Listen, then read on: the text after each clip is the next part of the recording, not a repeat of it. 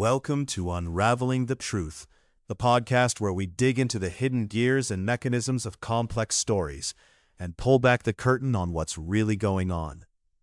Today, we're diving into a classic whodunit, a mystery steeped in the very fabric of time itself. And it's one that really makes you question not just who did it, but how they tried to twist reality to cover their tracks. We're talking about the Clockwork Alibi, a story that puts a master detective against a meticulously crafted deception. It's a fantastic setup. Our detective, Monsieur Hercule Fontaine, gets this urgent, almost desperate letter from Sir Reginald Aldous, a famed clockmaker and collector. Sir Reginald fears someone in his house means him harm, specifically before the unveiling of his prized Whitlock Clock. And the fear is justified, isn't it? He's murdered the very next night. So much for the unveiling. But what really sets this apart for me is the setting. Faircross Hall, absolutely overflowing with clocks, all synchronized to the second by Sir Reginald himself. It's almost a character in itself. It is. Sir Reginald's obsession with time and precision is central to the entire plot. He synchronizes every single clock in his house to Greenwich Mean Time, every morning, to the second, as he puts it. He considers discipline the only honest virtue. This detail isn't just flavor, it's the foundation of the murderer's scheme, and ultimately, their undoing. And that's where the skepticism kicks in, right? Because if someone is that obsessed with precision, what happens when that precision is deliberately broken? It screams foul play immediately. Fontaine arrives. The house is full of clocks, and the very next night, Sir Reginald is found dead in his private clock room, a letter opener in his ribs. The initial examination by Dr. Webb puts the time of death between 45 minutes and an hour before the discovery at 11:30. Which sounds straightforward enough, but Fontaine's not just looking at the body. He's looking at the room, and specifically, the clocks. He does, and immediately he spots the anomaly. Every clock in the room, except one, shows approximately 11:30. The long case clock in the corner, the very one Hodges, the butler, came to wind, stands at 11 minutes past 10. A full hour and 20 minutes earlier than all the other clocks. That's a huge discrepancy, especially in a house where every clock is supposed to be perfectly synchronized. And Fontaine, being Fontaine, immediately suspects it's not an accident. He calls it a clock that lies, a witness that has been bribed. He understands that in a house where time is worshipped, a stopped clock isn't just a broken artifact, it's a deliberate statement. But why that specific time? Why 10 past 10? It seems like an arbitrary choice, unless there's a reason behind it. That's precisely what Fontaine starts to unravel. The initial assumption is that the clock stopped naturally, or was stopped at the time of the murder. But Fontaine quickly realizes the killer has manipulated it to display a false time of death. The Clockwork Alibi. So the murderer wasn't just stopping a clock. They were actively constructing a false narrative around the time of death. It's a fascinating layer of deception. It is. He even notes the faint indentation on the carpet where the clock's feet rested, slightly displaced. This tells him the clock wasn't just stopped.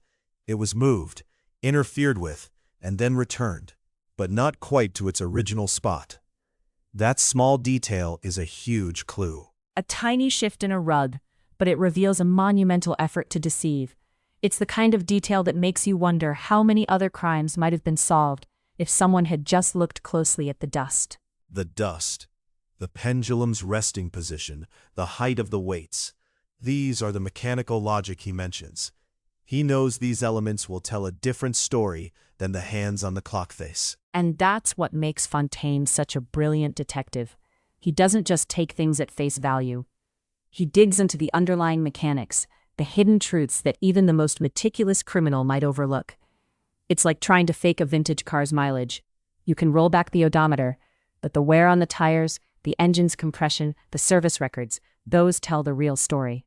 The murderer thought they were just setting the hands, but they weren't thinking like horologists. They didn't consider the internal state of the mechanism. So, let's talk about those alibis, because if the time of death is being deliberately misrepresented, then everyone's alibi for that false time becomes suspect. They do. We have Edmund Aldous, the nephew and heir, who claims he was in the billiard room from 9 until past 11, playing alone. Hodges, the butler, confirms bringing him a whiskey at 25 past 10, seeing him at the table then. That's a pretty flimsy alibi, even for the false time. Playing alone is hard to verify. Then there's Lavinia Caro, Sir Reginald's niece by marriage, who says she was in her room writing letters. Again, unverified. Miss Prunella Hale, the secretary, claims she retired early with a headache. Also unverified. Lots of solitary activities, not very helpful for an investigation. But Dr. Webb's alibi is different, isn't it? It is. Dr. Josiah Webb, the family physician, claims he was attending a sick tenant in the village. His return to the hall at 11:15 is supported by his motor car's mileage and the gatekeeper's log. This is the only alibi that relies on external, verifiable facts. Which, ironically, makes it the most suspicious to Fontaine. Because if a criminal is going to go to the trouble of fabricating a clockwork alibi, they're probably also going to go to the trouble of fabricating a human alibi that looks solid. A private alibi like, I was in my room, is hard to check, but also hard to disprove. A public, verifiable alibi, though, is something you can engineer to look perfect. Fontaine notes this distinction. Internal alibis are hard to fake convincingly because they can't be checked. External alibis, however, can be arranged in advance. He suspects the murder happened at a different hour altogether, one that would make the existing alibis crumble. So the 10 past 10 on the clock face isn't when Sir Reginald died. It's when the murderer wanted them to believe Sir Reginald died. And that's because the murderer needed an alibi for that specific hour. Right. If the murder happened at 10 past 10, then the murderer needed to be elsewhere at 10 past 10. By the time Hodges found the body at 11:30, the false evidence of the clock would have already done its work, pushing the perceived time of death back. And that's where the connection between the clock and the suspects starts to tighten.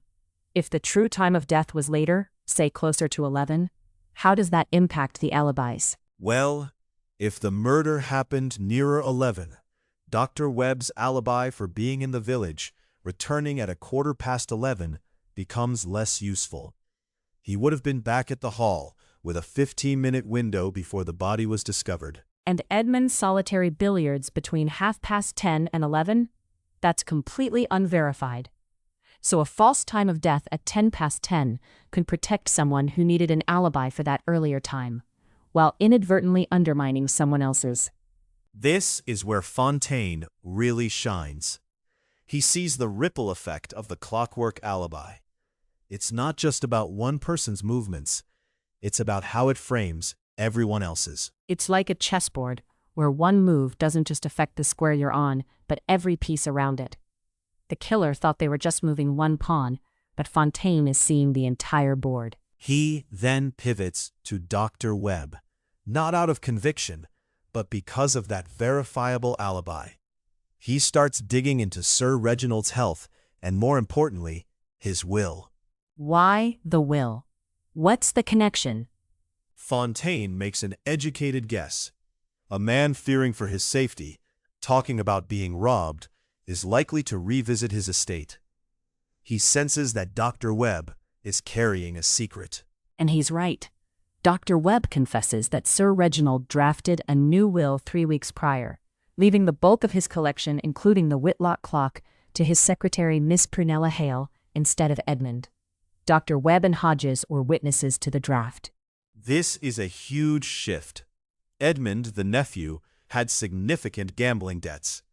Sir Reginald feared Edmund was making inquiries about the collection's value and suspected he might want him dead to inherit before his debts ruined him. So, Edmund had a strong motive under the old will, but he didn't know the will had been changed. That's a critical detail. He would have acted under the assumption that he was still the heir. And Miss Hale, the new primary beneficiary, claimed she didn't know about it until after the murder. She typed the draft, but was sworn to secrecy. This creates a complex web of motives and perceived motives. But if Edmund thought he was the heir and had a motive, his alibi of solitary billiards, even if flimsy, would still point to him. So the clock, set to 10 past 10, would frame him pretty effectively. It would. And Fontaine knows Edmund wasn't the only one with a motive tied to the will. He presses Edmund about the billiard room. Edmund claims to have been there the whole time, but Fontaine points out that the billiard room connects directly to the clock room via a short passage. Wait, so Edmund could have slipped out, committed the murder, and returned in under half a minute? In 7 or 8 seconds, Fontaine estimates. This completely undermines Edmund's alibi, even for the false time of 10 past 10. His claim of being alone in the billiard room, which was already weak, now becomes virtually meaningless. This is a classic misdirection, isn't it? The killer sets up the clock to implicate Edmund, knowing his alibi is weak and knowing the passage exists. It's a double layer of deception. But then comes the real pivot. Fontaine questions Miss Prunella Hale again. He already suspects she knew about the new will because she typed the draft. She admits she was afraid to tell the inspector, fearing she'd be the prime suspect as the unexpectedly enriched secretary. Which is fair enough. It certainly looks bad. But then she reveals something else, doesn't she? She does. She admits her headache wasn't real enough to keep her confined all evening. She went out for a walk in the rose garden, under the east wall, a little before 10. She saw no one and couldn't prove it. The gardens. Why is that significant? Because the rose garden, under the east wall, is directly beneath the eastern windows of the clock room. Fontaine realizes she might have seen something from there. So, the locked from the inside windows of the clock room, which suggested no one entered or left, don't mean nothing could be seen through them. Fontaine brings Miss Hale back with Inspector Garrick present, and she finally opens up. She saw something. The study window was lit, and she saw a figure pass before it, twice, moving back and forth, as though pacing or working methodically. She assumed it was Sir Reginald himself, working late. And she remembers the stable clock striking the half hour as she turned back inside. So this observation was around 10:30. 10:30. This is the critical moment. Hodges delivered whiskey to Edmund in the billiard room at 10:25, finding him at the billiard table. Yet, Miss Hale saw a figure in the study window at 10:30. So, it couldn't have been Edmund. He was accounted for, however briefly, in the billiard room. Which means, Fontaine deduces, it was either someone else entirely, or it was Sir Reginald himself, very much alive at 10:30. And if it was Sir Reginald, then the murder occurred after 10:30, in the narrow window between Miss Hale's observation and Hodges's discovery of the body at 11. This completely upends the initial timeline suggested by the stopped clock. The killer wanted them to think it happened before 10:30 to implicate Edmund. But Sir Reginald was still alive at 10:30. The Clockwork Alibi was a double bluff, designed to protect the real killer by pointing away from the true time. It's a masterful piece of deduction. The false time of 10:10 served two purposes: to frame Edmund, whose alibi for that earlier hour was weak, and to create a solid alibi for the true killer, who would have been elsewhere at 10:10, but potentially present at the hall later. And that brings us back to Dr. Webb, doesn't it? His verifiable alibi for returning to the hall at 11:15. Fontaine gathers the household again among the ticking clocks. He explains how the false hour was constructed, meant to implicate Edmund, but also to protect someone else whose alibi for the true murder hour was non-existent.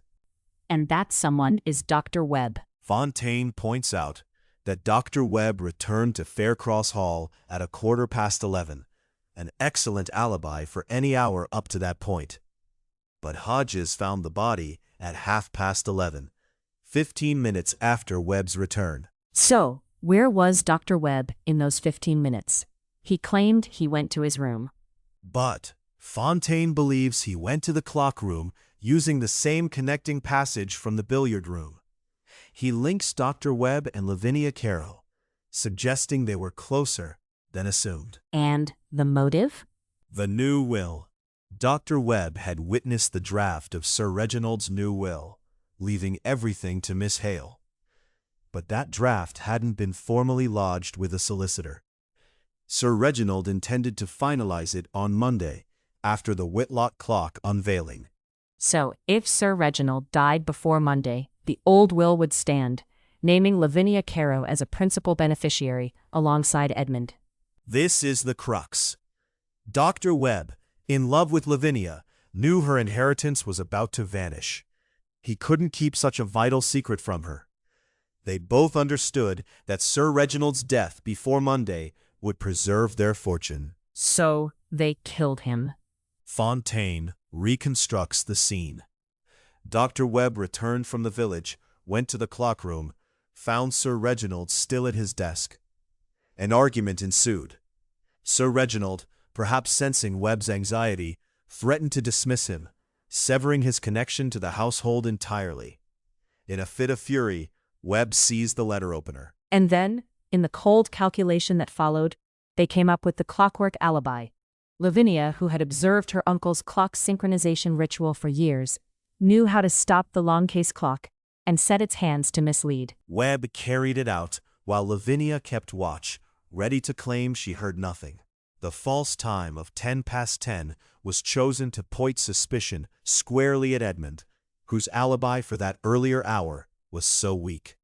It's so intricate. They used Sir Reginald's own obsession with time against him, turning his most cherished possessions into instruments of deception. It's like a poisoned chalice, but for time itself. And that's the ultimate irony. Sir Reginald believed precision was the only honest virtue. His murderers thought they could exploit that precision, but they failed to understand its deeper truth. They thought like criminals in a hurry, not horologists. The dust on the hands, the height of the weights, the resting angle of the pendulum, these were the silent witnesses that the murderers never considered. They only thought about the superficial appearance, the hands on the clock face. It's a classic example of how a carefully constructed lie often contains the seeds of its own destruction. The very effort to make the lie convincing leaves behind undeniable traces. It's like trying to forge a painting. You can replicate the brushstrokes, but if you use modern pigments, the chemical analysis will expose the fraud. So, the lesson here isn't just about catching a killer, it's about the nature of truth itself. That truth isn't just what's on the surface, but what's embedded in the very fabric of things, in the mechanics, the details, the things that can't be easily falsified. Fontaine's final reflection sums it up perfectly. A clock's truth runs far deeper than the mere position of its hands. It runs through every spring, every weight, every grain of dust upon its workings. And against such truth, no false alibi, however cleverly wound, can long continue to keep time. That's a powerful statement. It makes me think about how often we, as individuals or as a society, might be fooled by the hands on the clock, the superficial narrative, the easily digestible explanation, without digging into the springs and weights that tell the real story. It's a call for deeper inquiry, for skepticism towards convenient narratives. When something seems too perfect, too neatly tied up, it often warrants a closer look at the underlying mechanisms. And in this case, the mechanism of murder was literally a clock. The very thing Sir Reginald treasured most became the instrument of his downfall. And then, ironically, the key to solving his murder. It highlights the dual nature of expertise, doesn't it? Sir Reginald's expertise in horology made him vulnerable because his killers knew how to manipulate his passion.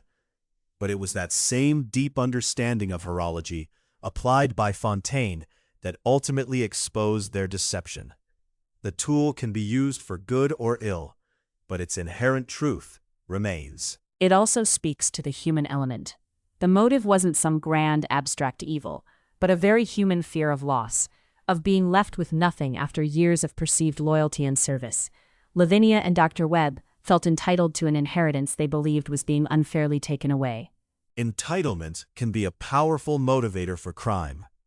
They rationalized their actions, believing Sir Reginald was being unjust. But as Fontaine gently reminds Lavinia, fairness isn't something you can extract from another person's will with a letter opener. Which gets to the core of it. People act on their beliefs, even if those beliefs are based on a partial or skewed understanding of the situation. Edmund acted on the belief he was still the heir, even though he wasn't. Lavinia and Webb acted on the belief they were being wronged, even though Sir Reginald had every right to dispose of his estate as he wished. It's a profound commentary on human nature and the pursuit of justice.